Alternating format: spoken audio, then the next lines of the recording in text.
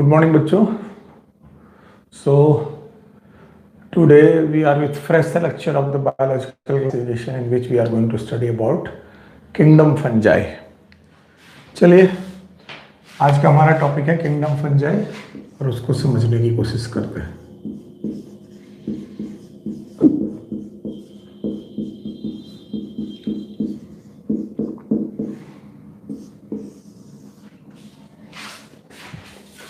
Okay, good.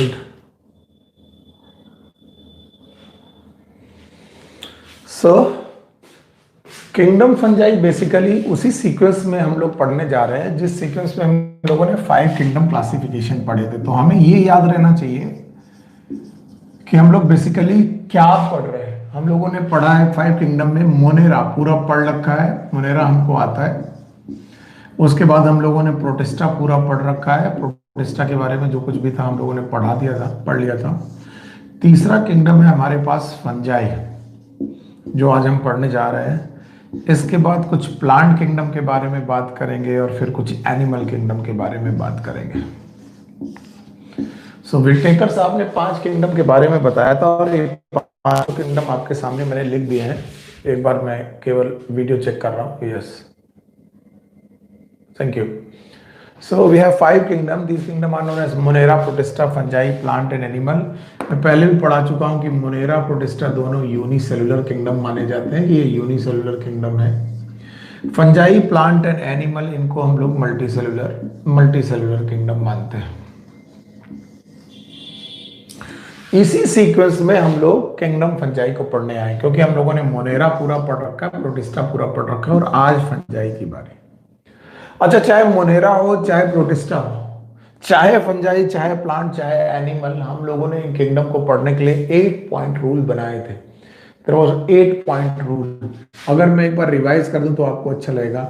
सबसे पहले उस किंगडम के मेंबर का हम लोग हैबिट एंड हैबिटेट देखते हैं कि वो लोग कहाँ रहते हैं और उनकी आदतें कैसी. हैबिट एंड हैबिटेट अगर आपको याद हो.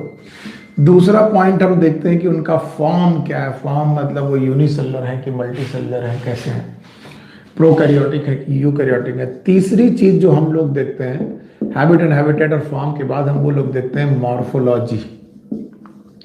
हम लोग देखते हैं कि उनकी मॉर्फोलॉजी क्या है, किस तरीके से वो दिखते हैं, देखने में कैसे लगते हैं. मॉर्फोलॉजी के बाद हम लोग चौथा पॉइंट देखते हैं एनाटॉमी इफ रिक्वायर्ड. अगर जरूरत पड़ी तो हम एनाटॉमी देखते हैं कि वो देखने में कैसे लग रहे हैं, और अगर एनाटॉमी की जरूरत नहीं पड़ी तो हम लोग एनाटॉमी नहीं भी देखते हैं. एनाटॉमी का मतलब होता है इंटरनल स्ट्रक्चर. तो habit and habitat, form, morphology, anatomy if required.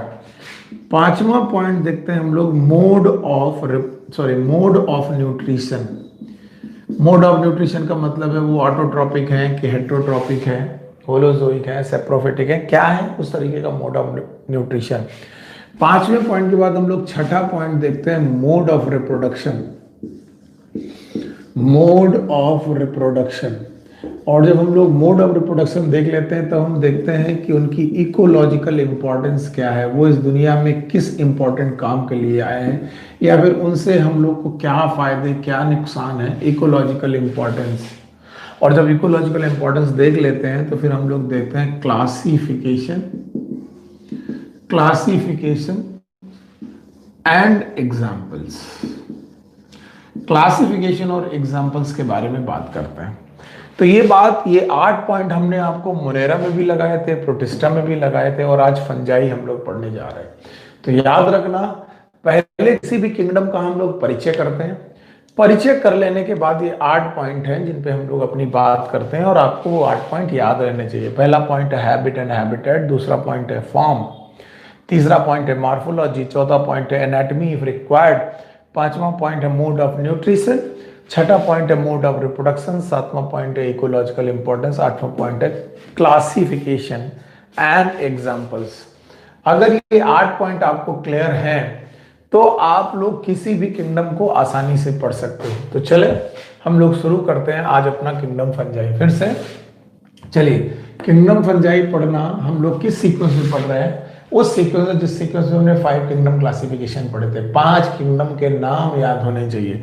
पहला किंगडम था मोनेरा, दूसरा था प्रोटिस्टा। मोनेरा और प्रोटिस्टा दोनों यूनिसेलुलर थे। इसके बाद था फंजाई, प्लांट एंड एनिमल। इस तरीके से हम लोगों ने देखा था कि जब ये किंगडम पढ़ेंगे तो 8 पॉइंट में पढ़ेंगे। पहला पॉइंट है हैबिट एंड हैबिटेट, दूसरा पॉइंट है फॉर्म, तीसरी मॉर्फोलॉजी, चौथा एनाटॉमी इफ रिक्वायर्ड, पांचवा मोड ऑफ न्यूट्रिशन, छठा मोड ऑफ रिप्रोडक्शन, सातवां इकोलॉजिकल इंपॉर्टेंट, आठवां क्लासिफिकेशन एंड एग्जाम्पल। इसी सीक्वेंस में आज किंगडम फंजाई को डिटेल में पढ़ते हैं। तो देखिए मैं दोबारा वही चीजें लिख रहा हूं, लेकिन अब हम लोग उन 8 पॉइंट पर लिखेंगे। सो किंगडम फंजाई, क्या परिचय है किंगडम फंजाई का? तो पहला पॉइंट है किंगडम फंजाई के परिचय का, these are multi cellular organism. पहली पॉइंट है they are the multicellular organism. No doubt यहां पर कुछ एक आधे एक्सेप्शन भी होंगे, वो मैं एक एक करके पढ़ाता जाऊंगा। पहले आप सबसे पहला पॉइंट पढ़ेंगे, these are the multicellular organism. Multicellular के बाद आप दूसरा पॉइंट यहां पर पढ़ेंगे, they are eukaryotic. Eukaryote organism है। मल्टी सेलुलर यूकैरियोटिक का मतलब है इनका न्यूक्लियस ट्रू न्यूक्लियस है। और third point, they are heterotrophic organism. ये सब मैं पढ़ा चुका हूं प्रीवियस लेक्चर्स में कि ऑटोट्रॉपिक क्या होता है, हेट्रोट्रॉपिक क्या होता है। तो जो लोग भी आज नए जुड़े हैं हमारे साथ, वो पुराने लेक्चर जरूर देखें, वरना बड़ा मुश्किल होगा। हेट्रोट्रॉपिक जो अपना खाना नहीं बना पाते, फोटोसिंथेसिस नहीं करते, और हेट्रोट्रॉपिक होने के साथ साथ वो सैप्रोफिटिक है। अगर ये अपना खाना नहीं बना पाते तो खाते क्या है? ये सड़ी गली चीजें खाते हैं। सैप्रोफिटिक का मतलब होता है depend upon dead and decaying material. जो डेड और डिकेइंग सड़ी गली चीजों को खाते हैं, ऐसे मटेरियल पे सरवाइव करें, इन्हें हम लोग बोलते हैं सैप्रोफिटिक। याद रहेगा? तो पहला पॉइंट आप पढ़ाइए, they are multicellular organism, they are eukaryotic in nature, जिनका न्यूक्लियस वेल फॉर्म है। They are heterotrophic organism. Heterotrophic का मतलब है अपना खाना खुद नहीं बना पाते हैं, और जब अपना खाना खुद नहीं बना पाते तो फिर खाते क्या है? खाते कुछ है वो जो सड़ी गली चीजें हों, डेड एंड डिकेइंग मटेरियल हो। अगर फंजाई के इतने परिचय के बाद आपको कुछ समझ में नहीं आ रहा कि सर अभी भी कुछ समझ में नहीं आ रहा, तो हम लोग फंजाई को डिटेल में पढ़ते हैं। और डिटेल में पढ़ने के लिए देयर आर 8 पॉइंट्स मैंने आपको पढ़ाए हैं कि 8 पॉइंट्स में आप लोग पूरा का पूरा क्लासिफिकेशन पढ़ें। 8 पॉइंट्स। पहला पॉइंट है हैबिट एंड हैबिटेट। आपको पहला ही पॉइंट पूछा जाएगा कि भाई फंगस कहाँ रहता है। हैबिटेट का मतलब होता है लिविंग प्लेस। हैबिटेट कहाँ पर मिलेगा? तो याद रखना फंगस के बारे में है, फंगस आर कॉस्मोपॉलिटन। कॉस्मोपॉलिटन का मतलब ही होता है सर्वव्यापी, जो हर जगह पर पाया जाए। अब आपसे कोई पूछेगा हर जगह से मतलब क्या है सर आपका, कहाँ कहाँ मिल सकता है? तो बोलते हैं सर ये लैंड में मिल सकता है, जमीन में मिल सकता है, सर ये वाटर में मिल सकता है, पानी में मिल सकता है, सर ये एयर में मिल सकता है, लैंड में मिल सकता है, वाटर में मिल सकता है, एयर में मिल सकता है। मैंने पहला पॉइंट अभी पढ़ा है, हैबिट एंड हैबिटेट। बाकी 7 पॉइंट आपको मालूम है मैं क्या पढ़ाने जा रहा हूं। तो फंजाई के बारे में बोला जाएगा कि दे आर कॉस्मोपॉलिटन, और कॉस्मोपॉलिटन का मतलब है ये लैंड में मिल सकते हैं, वाटर में मिल सकते हैं, एयर में मिल सकते हैं। लैंड में, वाटर में, एयर में, किसी भी ऐसी जगह पर जो हॉट एंड ह्यूमिड हो, हॉट एंड ह्यूमिड, यानी ऐसी किसी भी जगह पर ये मिल सकते हैं जहां पर थोड़ी सी गर्मी हो और बहुत सारा मॉइस्चर हो। गर्मी हो और मॉइस्चर, ह्यूमिड का मतलब मॉइस्चर। यस, आपकी बॉडी में अगर कोई जगह गर्म है और पसीना बहुत आ रहा है तो वहां पर भी फंगस आ जाता है। रिंगवॉर्म, दांत खच खुजली इसे बोलते हैं। तो ये कहीं पर भी रह सकता है, लैंड में, वाटर में, एयर में, ऐसी किसी भी प्लेस में जहां पर हॉट और ह्यूमिड, हॉट मतलब थोड़ी गर्मी, ह्यूमिड मतलब वहां पर थोड़ा मॉइस्चर हो। हॉट और ह्यूमिड जगह पर ये लोग आराम से रह लेते हैं। तो बोलते हैं सर कुछ एग्जाम्पल बताइए कि सर हमें तो समझ में नहीं आया, आप कोई रियल लाइफ का एग्जाम्पल बताइए जहां पर आपने फंगस देखा हो। चलो आप एग्जाम्पल बताते हैं। क्या आपने ब्रेड में कभी फफूंद देखी है?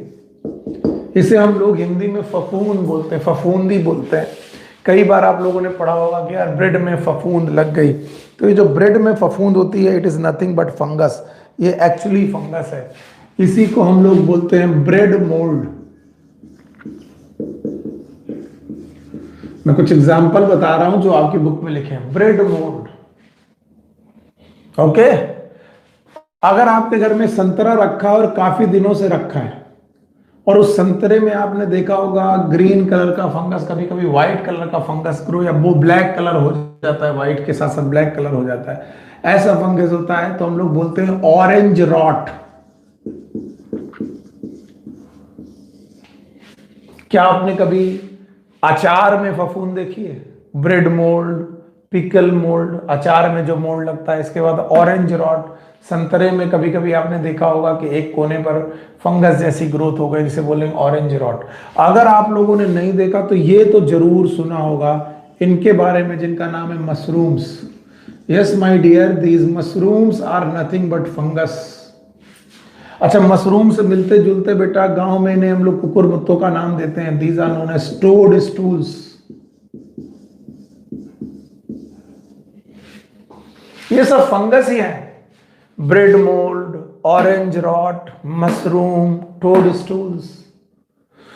आप लोगों ने कभी कभी देखा होगा लकड़ी के लट्ठों पर कुछ इस तरीके से सीप के आकार के फंगस व्हाइट कलर के ग्रो करते हैं। These are known as bracket fungi.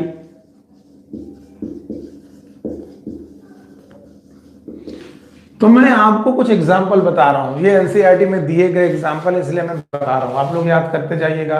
Bread में मोल्ड की तरह, ऑरेंज में रॉड की तरह, मशरूम की तरह, टोड स्टूल की तरह, ये सब के सब फंगस ही हैं जो कहां कहां पाए सकते हैं। ब्रेड में पाए जा सकते हैं, संतरे में पाए जा सकते हैं, मशरूम की तरह ग्रो कर सकते हैं जमीन में, टोड स्टूल की तरह ग्रो कर सकते हैं। इसके अलावा आप लोगों ने सुना होगा कि गेहूं में रस्ट लग गई, गेहूं खराब हो गया, so black rust of wheat. गेहूं की जो बेटा ब्लैक रस्ट होती है, ये पक्सीनिया नाम के फंगस से होती है। पक्सीनिया, ये क्वेश्चन कई बार पूछा गया है। ब्लैक रस्ट ऑफ व्हीट भी एक फंगस है। इसके अलावा आप लोगों ने सरसों के पौधे देखे होंगे, सरसों के पौधों की पत्तियों में व्हाइट स्पॉट, जो लोग गांव के लोग हैं वो जानते हैं, white spot on mustard. Mustard में व्हाइट स्पॉट भी फंगस ही है। अब आपको लग रहा होगा इतना सारा चीजें फंगस है और ये फंगस कितनी कितनी जगह पर मिल रहा है, तो जो एनसीईआरटी में दिया पढ़ाना मेरा दायित्व है। तो ब्रेड में मोल्ड की तरह, ऑरेंज में रॉट की तरह, मशरूम की तरह, टोड स्टूल की तरह, ब्लैक रस्ट ऑफ व्हीट है, white spot on the mustard. Mustard मतलब सरसों के पौधों की पत्तियों में सफेद सफेद दाग आ जाते हैं, वो भी फंगस की तरह होते हैं। इसके अलावा भी बहुत जगह पर हम लोग को फंगस देखने को मिल सकता है। केवल ऐसा नहीं कि खराब ही फंगस हो, इसके अलावा हमने देखा है कि पेनिसिलियम नाम का फंगस आपने सुना होगा। पेनिसिलियम नाम के फंगस से एंटीबायोटिक बनती है, इसे बोलते हैं हम लोग पेनिसिलिन। पेनिसिलिन नाम की एंटीबायोटिक पेनिसिलियम नाम के फंगस से बनती है। ये आप लोग याद रखेंगे और कभी भूलेंगे नहीं, याद रहेगा। तो पेनिसिलिन नाम की एंटीबायोटिक बनती है और ये हम लोगों को याद रखना है। सो इस तरीके से कुछ एग्जाम्पल आपकी बुक में दिए थे और आप लोग इस तरीके से इन सारे एग्जाम्पल को लर्न करेंगे और लर्न करके इनको अपने पास जो भी क्वेश्चन होगा सॉल्व करने की कोशिश करेंगे। तो एक बार देखिए क्या क्या हो सकता है। ब्रेड में मोल्ड, यानी कि आपकी जो ब्रेड होती है उसमें फफूंद लग जाए, अचार में फफूंद लग जाए, ऑरेंज में रॉट लग जाए, मशरूम हो जाए, टोड स्टूल है, ब्लैक रस्ट ऑफ व्हीट है, व्हाइट स्पॉट ऑन मस्टर्ड है, इसके अलावा पेनिसिलियम है। इसके अलावा भी अगर कोई एग्जाम्पल आपको मालूम है तो मैं तुम्हें बता दे रहा हूं एग्जाम्पल। इसके अलावा भी एग्जाम्पल है, जैसे कि हम लोग बोलते हैं कि सर रिंग वॉर्म, दाद खाज खुजली, जिसमें से दाद जो हम लोगों ने सुना है, हम लोगों को रिंग वॉर्म की जो शिकायत होती है, बहुत सारे लोग होते हैं, तो ये एनिमल में भी रहते हैं एज अ रिंग वॉर्म की तरह भी रह सकते हैं। सो मैं पहला पॉइंट एक्सप्लेन कर रहा था और पहला पॉइंट एक्सप्लेन करते करते मैं यहां तक पहुंचा हूं। चलिए, पहला पॉइंट क्या था? Habit and habitat. रिवाइज करते हैं, क्योंकि रिवाइज करते जाएंगे तो आपको हमेशा के लिए याद रहेंगी चीजें, आप रट्टा नहीं मारेंगे। तो भाई पहला पॉइंट है हैबिट एंड हैबिटेट। फंगस कहाँ पाए जाते हैं? तो इसका एग्जाम्पल है कॉस्मोपॉलिटन। फंगस कॉस्मोपॉलिटन है, सर्वव्यापी है। ये लैंड में मिल सकते हैं, वाटर में मिल सकते हैं, एयर में भी मिल सकते हैं। हर उस जगह पर इनके मिलने की संभावनाएं हैं जहां पर थोड़ी गर्मी है और बहुत सारा मॉइस्चर है। मॉइस्चर मतलब गीला, ओके, उमस है। गर्मी और उमस वाली जगह पर मिल सकते हैं। कुछ एग्जाम्पल बताइए सर। एग्जाम्पल में ब्रेड मोल्ड है आपके पास, ऑरेंज रॉट है आपके पास, संतरे में कुछ फफूंद लग जाती है, मशरूम है आपके पास, टोड स्टूल है जो कुकुरमुत्ते कहलाते हैं, ब्लैक रस्ट ऑफ व्हीट है जो पक्सीनिया के द्वारा होती है। इसके अलावा पेनिसिलियम है, ये एंटीबायोटिक बनाती है। इसके अलावा व्हाइट स्पॉट ऑन मस्टर्ड है। इसके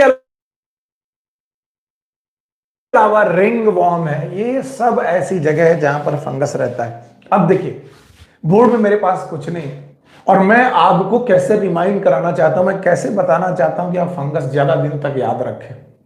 पहला पॉइंट जैसे ही आपने पढ़ा कि सर हैबिट एंड हैबिटेट हो गया, तो दूसरा पॉइंट आपको क्या पढ़ना है? यस, फंगस के फॉर्म क्या है? What is form of fungus? तो फंगस के फॉर्म के बारे में बोला था, fungus are multi cellular. They are multi cellular organism. Multicellular के साथ साथ they are eukaryotic organism. Multi cellular है, यूकैरियोटिक। पर आपकी एनसीईआरटी कहती है इस मल्टी सेलुलर का एक एक्सेप्शन है जो आपको नहीं भूलना। देयर इज वन एक्सेप्शन, और इस एक्सेप्शन का नाम लेते हैं वो ईस्ट के रूप में। ईस्ट, याद रखना, यही वो ईस्ट है जिससे हम लोग ब्रेड भी बनाते हैं।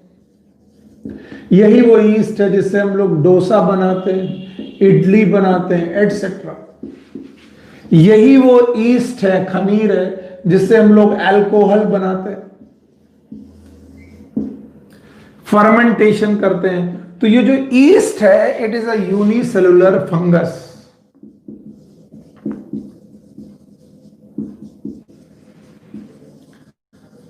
याद रहे, east is a unicellular fungus. Otherwise most of the fungus, all other fungus are multicellular and eukaryotic। ज्यादातर फंगस मल्टी सेलुलर हैं, यूकैरियोटिक हैं, एक्सेप्ट ईस्ट।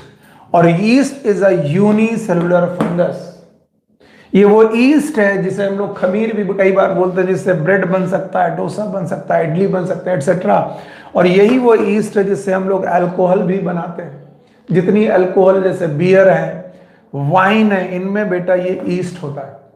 तो ये रहा फॉर्म। दूसरा पॉइंट हम लोगों ने पढ़ रखा है फॉर्म। तीसरा पॉइंट है मॉर्फोलॉजी, कि सर ये देखने में कैसे लगते हैं। सर हमें फंगस की मॉर्फोलॉजी बताइए। तो हम लोगों ने पहले भी बोला था, morphology of fungus along with algae, they are the member of Thallophyta.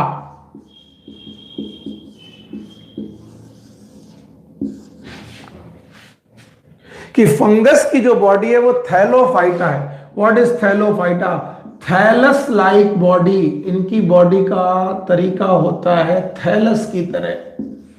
अब और एक बात कि सर थैलस का मतलब क्या है? The body which can not differentiated into root, stem and leaf.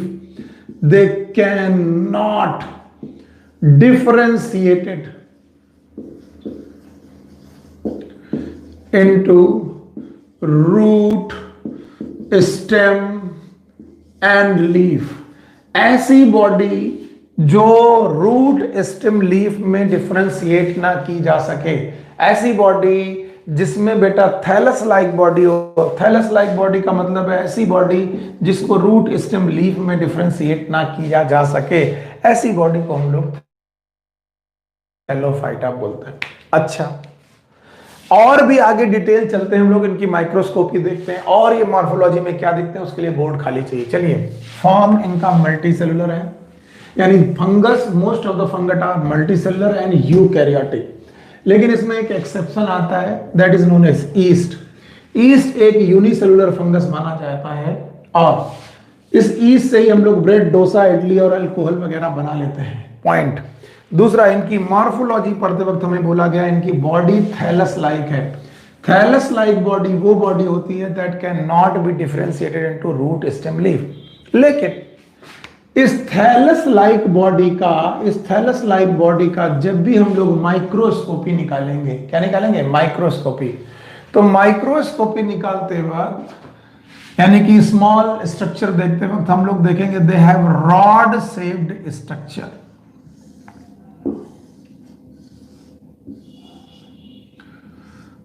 They have the rod shaped structure.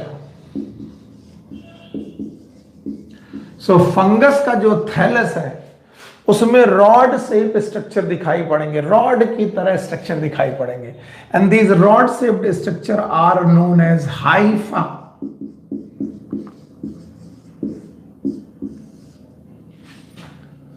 क्या नाम है इनका? Hypha. And hypha is made up of fungal cell. और किसी भी फंगल सेल को देखेंगे तो उसकी अपनी एक सेल होती है और सेल के साथ उसमें सेल वॉल होती है, साथ में उसमें होता है न्यूक्लियस। मान लीजिए ये रहा न्यूक्लियस और इनकी अपनी रहती है cell wall. And cell wall is made up of chitin. ये याद रखना, जो फंगस की सेल वॉल है it is made up of chitin. Chitin नाम के सब्सटेंस की बनी होती है। तो याद रखना, एक सेल में एक न्यूक्लियस, एक सेल में एक न्यूक्लियस, ये रहा एक न्यूक्लियस, और इन्हीं फंगल सेल से बनते हैं rod shaped structure. And these rod shaped structure are known as hypha. क्या बोलेंगे? नहीं, हाइफा। इसीलिए बोलते हैं hypha are multi cellular structure.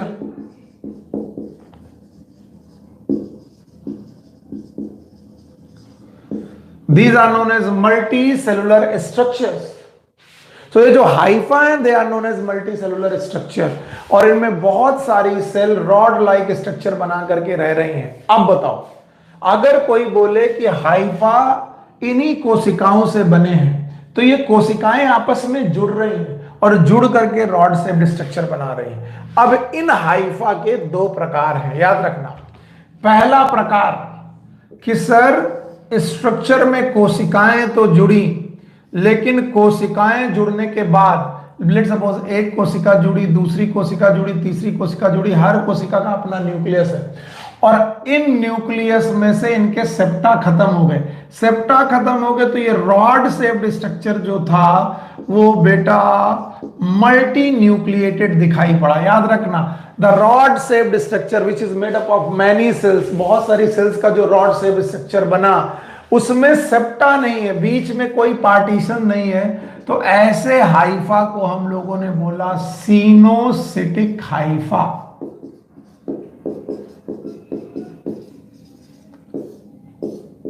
Coenocytic Haifa को ही हम लोग बोलते हैं मल्टी न्यूक्लिएटेड हाइफा।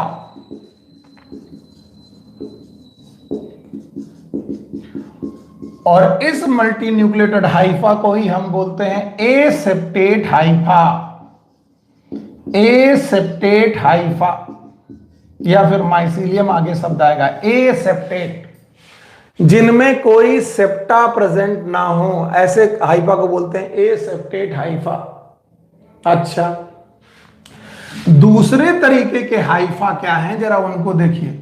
दूसरे तरीके के हाइफा ये हैं कि उनमें बेटा ये भी रॉड शेप्ड स्ट्रक्चर है, लेकिन इन रॉड शेप्ड स्ट्रक्चर में हर बेटा सेल का अपना अलग न्यूक्लियस है, और जब हर सेल का अपना एक अलग न्यूक्लियस है तो एक सेल से दूसरी सेल के बीच में सेप्टा प्रेजेंट है, septa, and that's why they are known as septate hypha।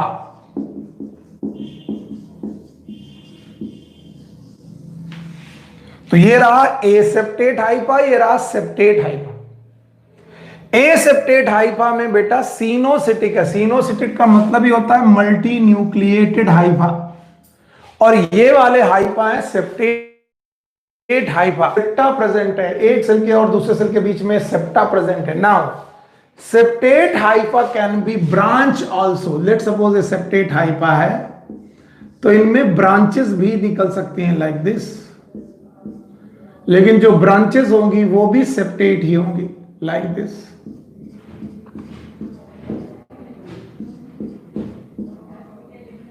तो इसे हम लोग बोलेंगे सेप्टेट एंड ब्रांच्ड हाइफा। अगर आपको अभी भी ना समझ में आ रहा हो तो मैं फिर धीरे से चलता हूं, आप लोग धीरे धीरे चीजें समझिए। बॉडी इनकी थैलस लाइक है। थैलस लाइक बॉडी का मतलब है इनमें रूट स्टेम लीफ जैसा स्ट्रक्चर नहीं है। जब रूट स्टेम लीफ जैसा स्ट्रक्चर नहीं है तो इनकी बॉडी को आप जब देखेंगे, इनकी मॉर्फोलॉजी देखेंगे तो याद रखना इनमें सेल्स मिलेंगी। इनकी सेल वॉल में मिलेगी काइटिन। क्या मिलेगी? काइटिन। काइटिन मिलेगी सेल वॉल में और न्यूक्लियस मिलेगा। इसके अलावा साइटोप्लाज्म मिलेगा। इन्हीं सेल से बेटा बनेंगे रॉड शेप्ड स्ट्रक्चर जिनका नाम है हाइफा। मैं पहले बोल चुका हूं। अब हाइफा दो प्रकार के हैं। एक हाइफा ऐसे हैं जिनमें बेटा कोई सेप्टा नहीं प्रेजेंट है और बहुत सारे न्यूक्लियस प्रेजेंट है। They are known as coenocytic hypha और मल्टी न्यूक्लिएटेड हाइफा और एसेप्टेट हाइफा, जिनमें सेप्टा प्रेजेंट ना हो।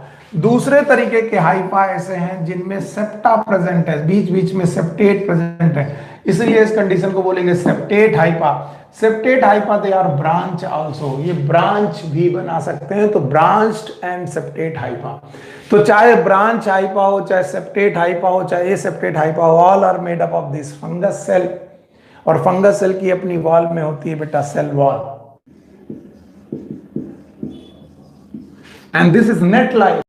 And now this mycelium will give rise to, ये जो mycelium है it will give rise to thallus।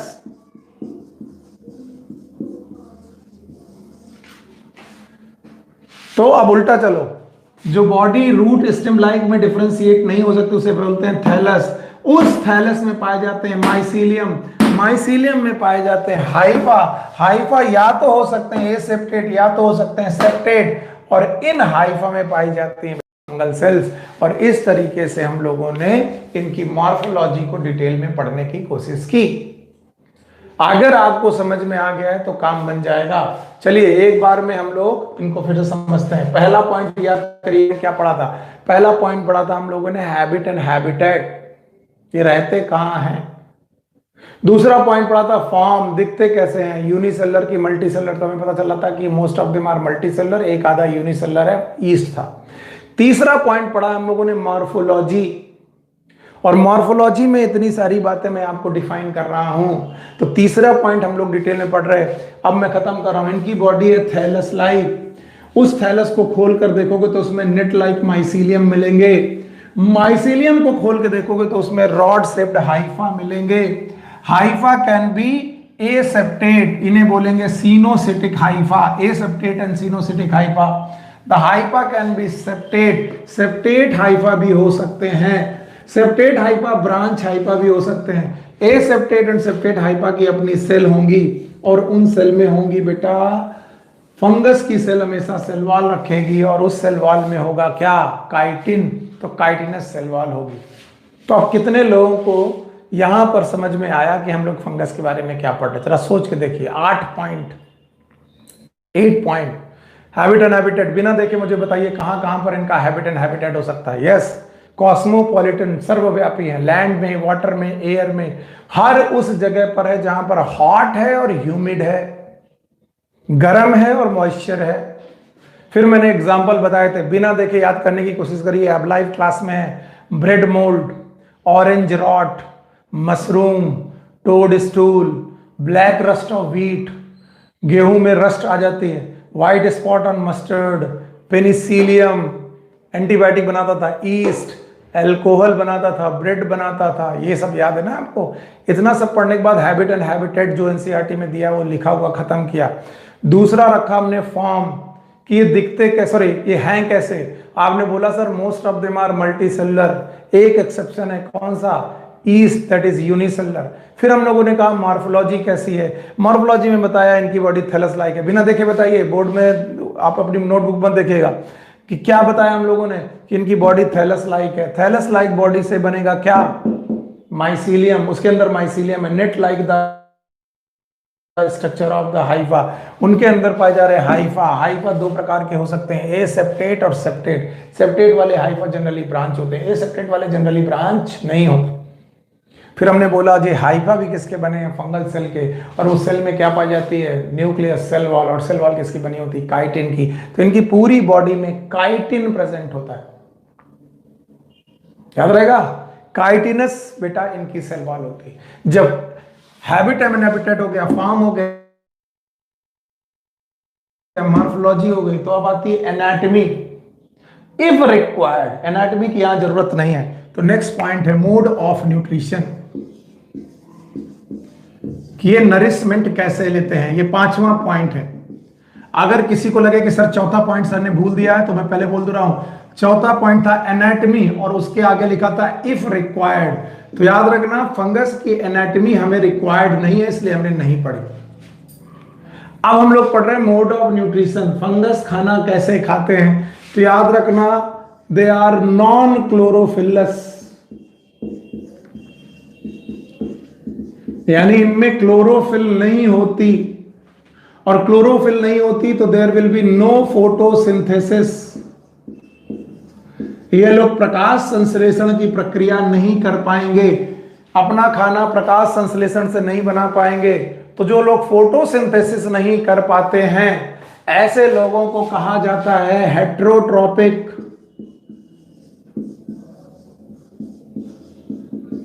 और हेट्रो का मतलब ये होता है डिफरेंट, ट्रॉपिक का मतलब न्यूट्रिशन, जो लोग दूसरे से न्यूट्रिशन लें। और हेट्रोट्रॉपिक में भी इनके मोस्ट ऑफ द मेंबर, मैं लिख दे रहा हूं, most of the member they are saprophytic.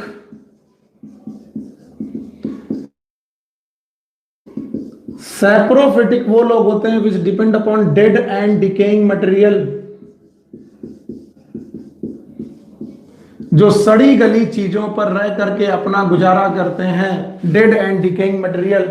और इसीलिए मोस्ट ऑफ द फंगस चीजों का डिकम्पोजिशन करते हैं, इसीलिए most of the fungus are known as decomposers.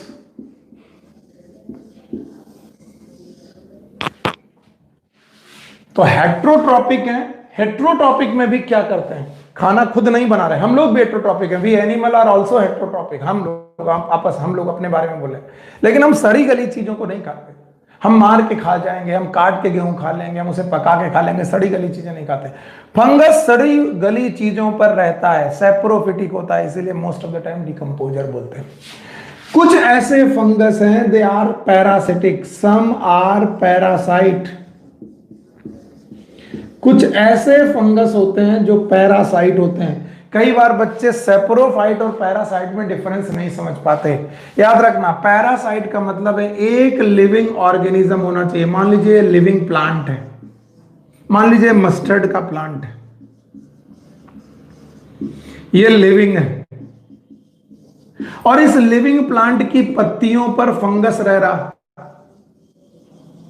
Fungus भी लिविंग है। तो जब एक लिविंग ऑर्गेनिज्म पर डिपेंड रहे, इसे बोलते हैं पैरासाइट।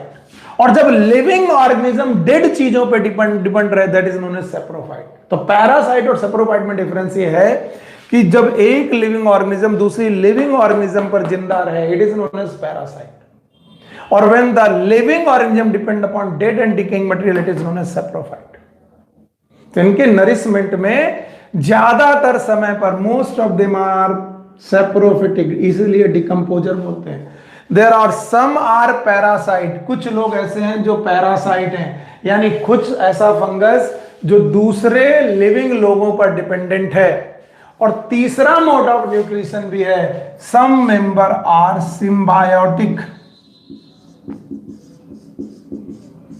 सिम्बियोटिक एक रिलेशनशिप होता है जिसमें दो लोग साथ रह रहे हैं, मान लो एक ए स्पीसीज है, दूसरी बी स्पीसीज है, और दोनों लोगों को फायदा हो रहा है, ऐसे रिलेशनशिप को बोलते हैं सिम्बियोसिस। सिम्बायोसिस। तो आप बोलते हैं सर सिम्बायोसिस का एग्जाम्पल बताइए, फंगस कहां पर रहता है। तो आप लोगों को मैंने पढ़ाया था और या फिर पढ़ाऊंगा आगे चल के। इनमें एग्जाम्पल है लाइकेन। लाइकेन नाम का एक ऑर्गेनिज्म है जिसमें दो लोग साथ में रहते हैं, एल्गी और फंजाई।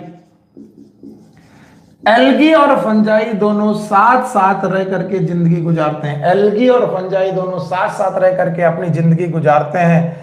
ऐसी रिलेशनशिप को हम लोग बोलते हैं सिम्बायोसिस। इसके अलावा सिम्बायोसिस का एग्जांपल है माइकोराइजा।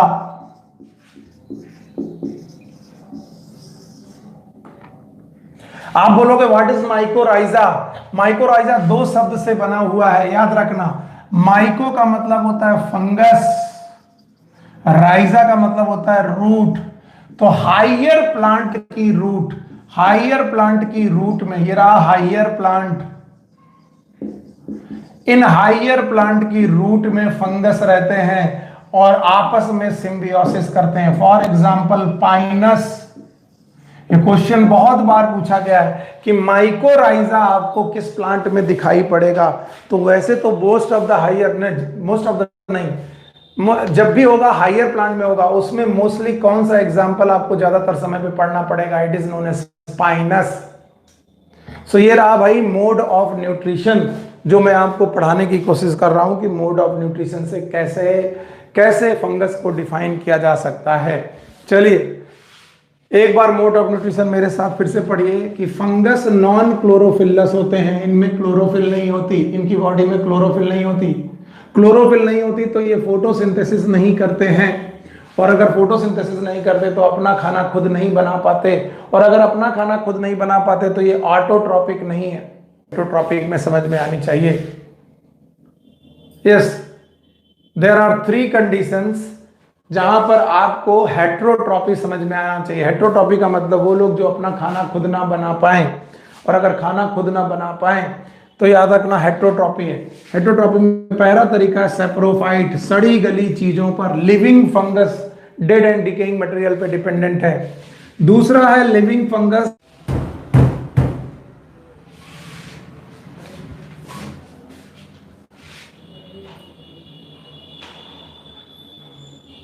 भी एग्जाम्पल है सिम्बायोसिस के। माइको का मतलब होता है फंगस, राइजा का मतलब रूट। जब फंगस हाइयर प्लांट की रूट में रहने लगे इसे बोलते हैं माइकोराइजा, और इनके बेस्ट एग्जाम्पल में से एक एग्जाम्पल है पाइनस, जो आपको याद रखना चाहिए। सो habit and habitat, form, morphology, anatomy, mode of nutrition. Now 6 point है, छठा पॉइंट है मोड ऑफ रिप्रोडक्शन।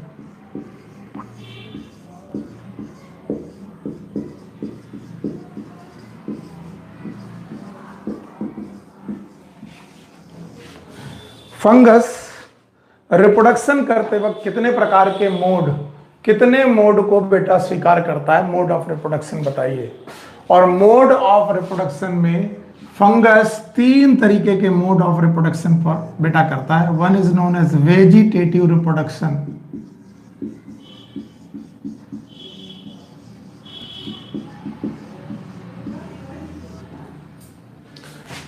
दूसरे प्रकार के रिप्रोडक्शन है जिन्हें हम लोग बोलते हैं एसेक्सुअल रिप्रोडक्शन,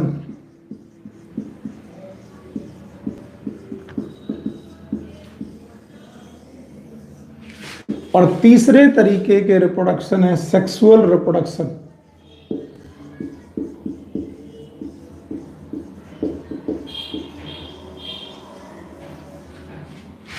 सो फंगस का रिप्रोडक्शन करने का, रिप्रोडक्शन का मतलब है जब एक फंगस अपने जैसे फंगस को प्रोड्यूस कर दे, अपने जैसे बच्चे को प्रोड्यूस कर दे। री का मतलब अपने जैसे, दोबारा प्रोडक्शन का मतलब प्रोड्यूस करना, एक फंगस से दूसरा फंगस बने। तो अपने जैसे फंगस को प्रोड्यूस करने के 3 तरीके हैं। Yes, vegetative reproduction, asexual reproduction और सेक्सुअल रिप्रोडक्शन, ये आप भूले नहीं। वेजिटेटिव रिप्रोडक्शन में का हिंदी अनुवाद है बेटा कायिक प्रजनन, भूलिएगा मत, कायिक प्रजनन। कायिक प्रजनन का मतलब काया के द्वारा प्रजनन, काया का मतलब बॉडी।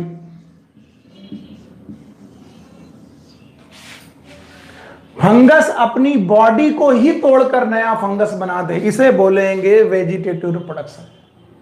अपनी बॉडी, अपने बॉडी का, मान लीजिए मैं एक अंगूठा, अपना अंगूठा काट के यहां पर फेंकूं और इस अंगूठे से मेरे जैसा एक बंदा तैयार हो जाए, इसे बोलेंगे वेजिटेटिव रिप्रोडक्शन। क्यों?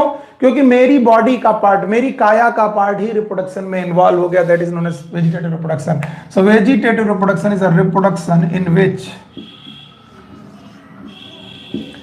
in which vegetative part of body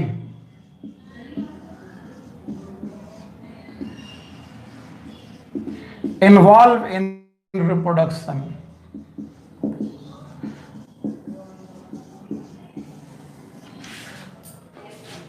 vegetative part of body involve in reproduction. So क्यों ना हम लोग अभी केवल वेजिटेटिव रिप्रोडक्शन को देख लें। वैसे तो 3 प्रकार का रिप्रोडक्शन है, वेजिटेटिव, एसेक्सुअल, सेक्सुअल, लेकिन मुझे जगह खाली चाहिए इसलिए मैं इसे उठा रहा हूं। तो 3 प्रकार के रिप्रोडक्शन में पहला रिप्रोडक्शन है वेजिटेटिव रिप्रोडक्शन। वेजिटेटिव रिप्रोडक्शन में इससे बोला गया कायिक प्रजनन, काया द्वारा प्रजनन। और काया द्वारा प्रजनन का मतलब वो प्रजनन जिसमें बॉडी का पार्ट ही रिप्रोडक्शन कर दे। अब बॉडी के पार्ट के रिप्रोडक्शन 3 प्रकार के हैं, यानी vegetative reproduction itself are of 3 type. One is known as fragmentation.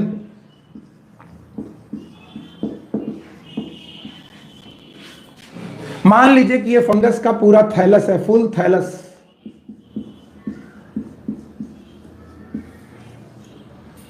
और इस फंगस के थैलस का एक पार्ट टूटकर बाहर आ जाए, मान लीजिए ये फ्रेगमेंट आया और फ्रेगमेंट टूटकर यहां पर आ गया। तो जैसे ही फ्रेगमेंट टूट के आया, इस फ्रेगमेंट ने पूरी की पूरी बॉडी बना ली, नया फंगस बना दिया, न्यू फंगस बना दिया, और कटा हुआ पार्ट भी बेटा रीजनरेट हो गया। इस तरीके के रिप्रोडक्शन का नाम है फ्रेगमेंटेशन। वेजिटेटिव रिप्रोडक्शन में मोस्टली फंगस यही वे रखते हैं, वेजिटेटिव रिप्रोडक्शन का। ज्यादातर फंगस वेजिटेटिव रिप्रोडक्शन करते वक्त फ्रेगमेंटेशन ही करते हैं, दे परफॉर्म फ्रेगमेंटेशन। दूसरा तरीका है बेटा वेजिटेटिव रिप्रोडक्शन का, याद रखना, बडिंग। एक फंगस था, इस फंगस की बॉडी में एक बड लाइक स्ट्रक्चर निकला, इट इज नोन एज बड, और ये बड यहां से कट गया। कटने के बाद एक फंगस अलग और दूसरी बड ने पूरी बॉडी बना दी। इस कंडीशन को हम लोग बोलते हैं budding.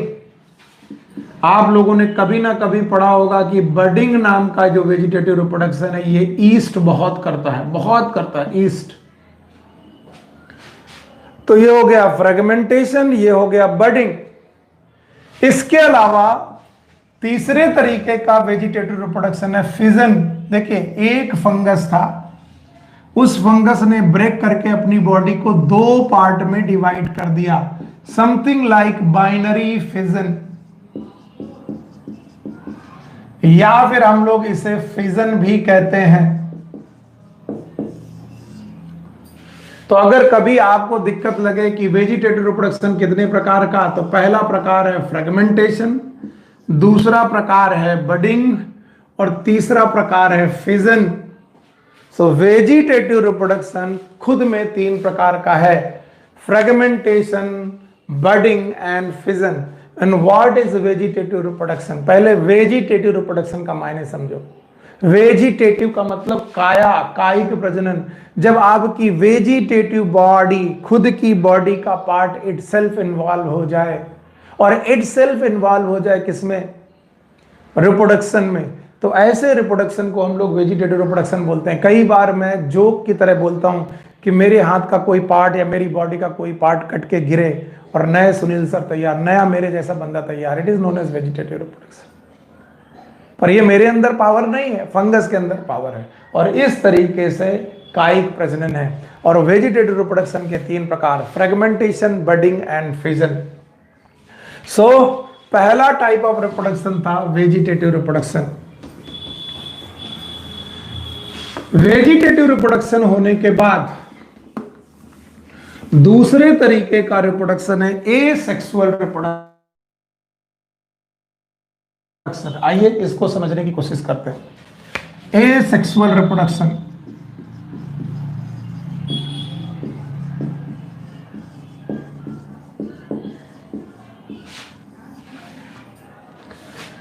Reproduction by special structure, मैं लिख दे रहा हूं,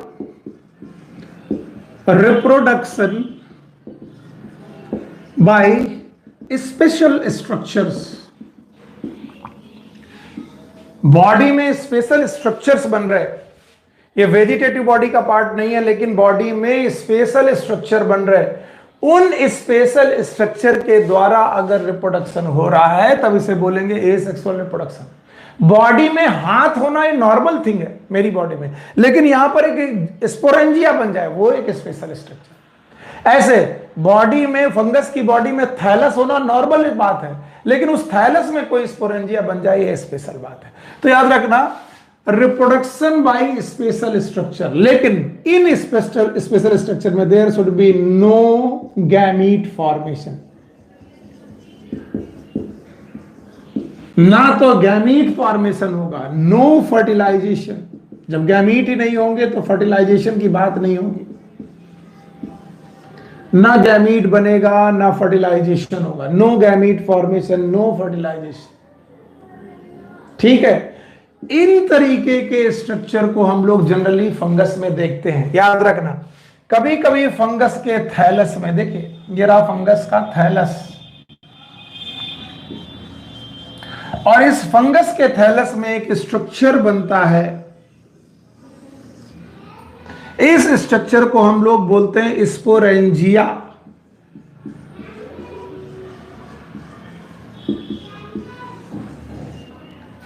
क्या है स्पोरेंजिया? अब इस स्पोरेंजिया को याद रखेंगे ऐसे, एंजिया, एंजिया का मतलब होता है इट विल प्रोड्यूस, और क्या प्रोड्यूस करेगा जो आगे लिखा है, sporangia will produce spore, gametangia will produce gamete, मजाक के तौर पे बोल रहा हूं, सुनीलेंजिया विल प्रोड्यूस सुनील। इस स्पोरेंजिया के अंदर याद रखना, इस थैलस में एक स्ट्रक्चर बनता है स्पोरेंजिया, और स्पोरेंजिया विल प्रोड्यूस स्पोर्स। पर इन स्पोर्स को बनाते वक्त ना तो गैमीट फॉर्मेशन हुआ है ना तो फर्टिलाइजेशन हुआ है, and that's why these spores are known as asexual spores. और इन्हीं एसेक्सुअल स्पोर्स को हम लोग बोलते हैं sporangiospores. Why they are known as sporangiospore? क्योंकि फंगस की थैलस के अंदर स्पोरेंजिया बनी और स्पोरेंजिया के अंदर स्पोर बने, और स्पोर में चूंकि कोई गैमीट फॉर्मेशन नहीं हुआ, कोई फर्टिलाइजेशन नहीं हुआ, कोई मियोसिस नहीं हुई, इस वजह से इन स्पोर्स में को हम लोग बोलेंगे एसेक्सुअल स्पोर। और चूंकि ये स्पोरेंजिया में बनने वाले स्पोर हैं इसलिए इन्हें बोलेंगे स्पोरेंजियो स्पोर। अब ये स्पोरेंजियो स्पोर दो प्रकार के, मान लीजिए स्पोरेंजिया से बनने वाले स्पोर में फ्लैजेला प्रेजेंट है, तो ऐसा spore will be known as motile spore, और इन मोटाइल स्पोर्स को हम लोग बोलेंगे जू स्पोर्स। और मान लीजिए ये फ्लैजला के बिना स्पोर हैं लेकिन देयर इज नो फ्लैजला, और नो फ्लैजला तो नॉन मोटाइल स्पोर्स। इन्हीं नॉन मोटाइल स्पोर्स को हम लोग बोलेंगे ए प्लानो स्पोर्स।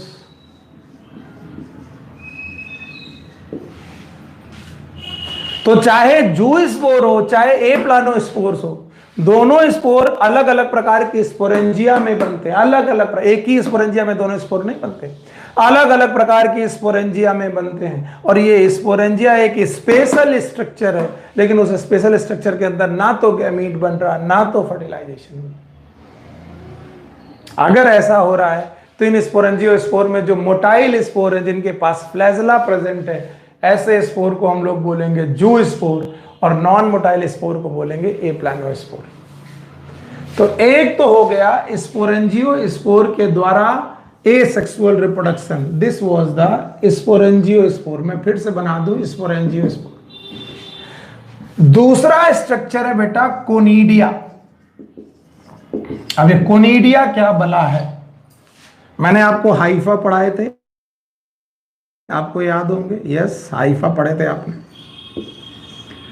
अब ये रहा हाइफा। इन्हीं हाइफा में बाहर की तरफ एक्सोजेनस एक स्ट्रक्चर बनता है। जैसे यहां स्पोरेंजिया बनी थी, वैसे यहां पर कोनिडियोफोर नाम का एक स्ट्रक्चर बनता है, कोनिडियोफोर। और इन कोनिडियोफोर के अंदर भी स्पोर लाइक बड लाइक स्ट्रक्चर बनते हैं। And these structure are known as conidia, and conidia is always non-motile। देखिए यहां पर भी स्पेशल स्ट्रक्चर बना, यहां पर भी स्पेशल स्ट्रक्चर बना, रिप्रोडक्शन बाय स्पेशल स्ट्रक्चर। इस स्पेशल स्ट्रक्चर का नाम स्पोरेंजिया था, इसका नाम कोनिडियोफोर था। स्पोरेंजिया के अंदर स्पोरेंजियो स्पोर बने जो कि मोटाइल होंगे तो जूस्पोर, नॉन मोटाइल होंगे तो एप्लानोस्पोर। और कोनिडियोफोर के अंदर बना conidia, that is non motile. याद रखना ये जो कोनिडियोफोर है इट इज एक्सोजिनस, बहुत बार पूछा है एक्सोजिनस। इसका मतलब होता है it form outside the Haifa.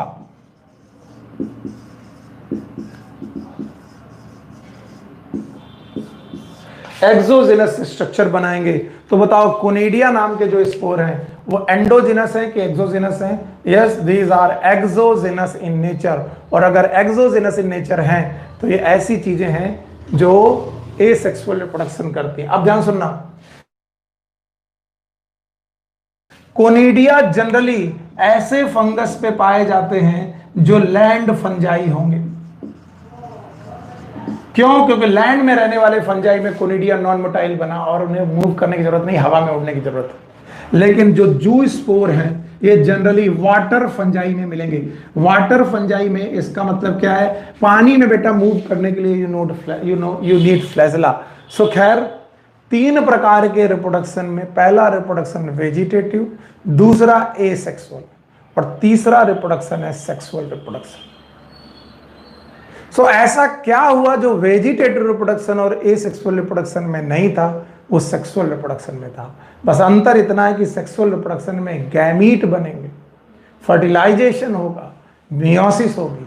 यहां पर स्पेशल स्ट्रक्चर बनते थे लेकिन गैमीट नहीं बनता था, फर्टिलाइजेशन नहीं होता था। पर जो सेक्सुअल रिप्रोडक्शन होगा, जो मैं अगली क्लास में आपको पढ़ाऊंगा, उस रिप्रोडक्शन में गैमीट बनेंगे, फर्टिलाइजेशन होगा और अलग अलग चीजें होंगी। So wait for the next class. Take care, good luck, bye bye.